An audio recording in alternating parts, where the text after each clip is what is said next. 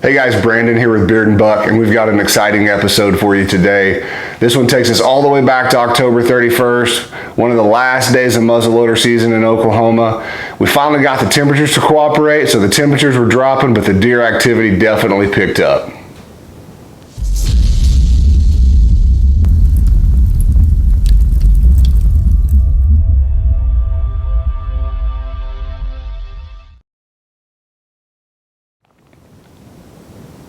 As I'm sitting there watching these does pass through, I had two really good young 8-point bucks move through. I knew that they were young. They definitely weren't on the shooting list, but because they were dogging those does the way they were, I knew that there were other bucks in the area, and I felt like they were just standing back in that tree line, kind of waiting for the sun to set or for the right moment to pop out.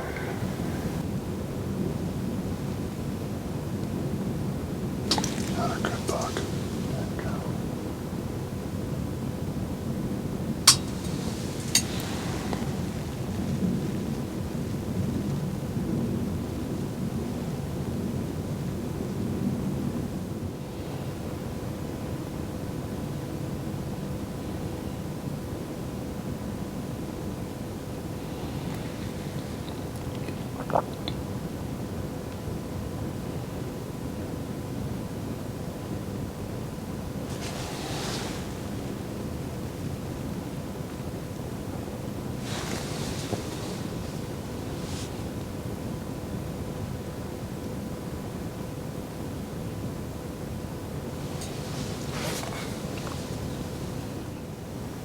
And as I'm sitting there trying to get those younger bucks to kind of respond to grunts and kind of see what their activity was, I look to my left and I see an absolute stud.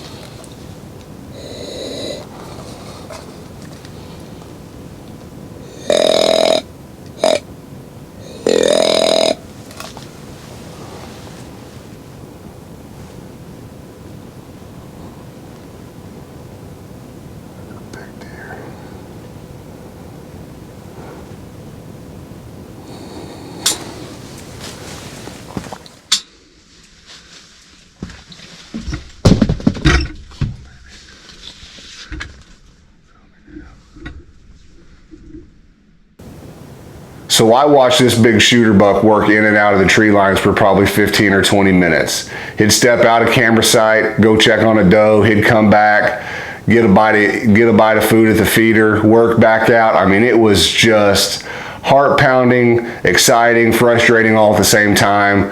I was trying to get the camera set up to get a good shot of the deer being shot.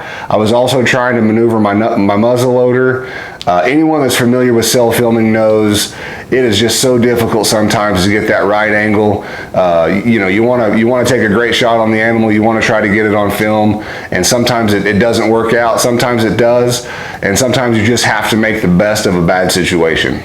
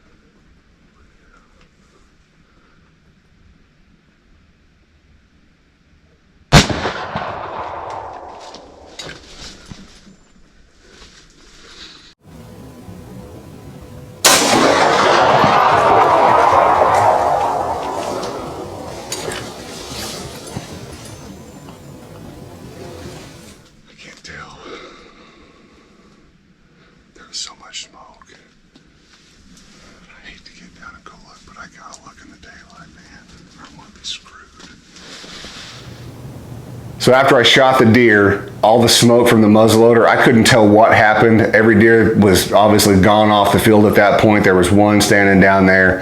So I couldn't tell if I hit that deer well enough or not. I went back and tried to watch it on camera up in the stand, and I just couldn't tell from the small angle that I had. I knew I had a little bit of daylight left, so I wanted to get down and see if I could find any trace of blood whatsoever. I knew I wasn't going to go in hard after that buck, but I wanted to see if there was any blood, maybe try to determine a path that he ran off of. I found a few small specks of blood, and that was about it, so I knew the best idea was to back out of there, come home, review the footage. It was supposed to get real cold overnight, so I didn't have any worries about the deer spoiling if he was definitely dead, and then go back out the next morning when I had more eyes and more hands to help me look for that buck. So the next morning when we got some daylight, we came out, we did a grid search for that buck, went back to where I shot the buck, where I knew he ran in at, and started down that path, and we found almost nothing. We found two small specks of blood, probably 60 or 70 yards from where I shot that buck. Was not a lot of blood at all. Didn't see any sign whatsoever that that deer had been hit hard enough for it to put him down.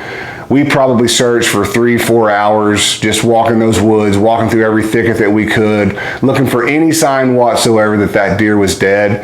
And we all came to the conclusion that that deer was not dead. So I was heartbroken that I did not put him down, did not kill him with my muzzleloader that day, but a little sigh of relief knowing that he wasn't dead and that I could have another opportunity at that buck if it presented itself.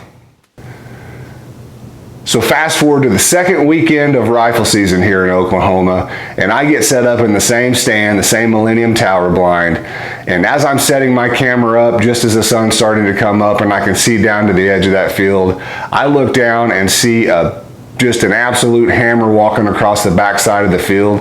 Happens to be limping on that left side and working his way across the field. I was trying to get my camera turned on. I was trying to grunt him to get him to stop, but it was not working. So when in doubt, I just didn't worry about the camera. I pulled my rifle up. I took a shot at this buck and dropped him in his tracks. As I'm sitting there filming this deer, there are bucks moving in and out. Obviously the rut activity is real high right now in the state of Oklahoma, and my deer's laying there dead on the ground. Another buck comes through and fights him for probably 10 or 15 minutes. It was a pretty fun morning in the woods. Dude's fighting my buck.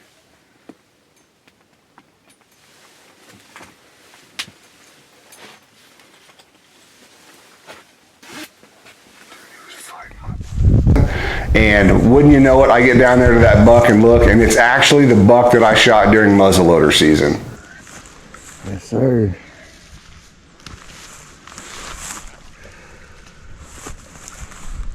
Oh, he stinks. Oh, he's rotten. Yeah. Whole gray face. Nice. Dropped him. Dropped him in his tracks. Hey, thank you guys for watching Beard and Buck. Be sure to stay tuned. Hunting season's just around the corner, and we've got a lot of exciting stuff planned for this year.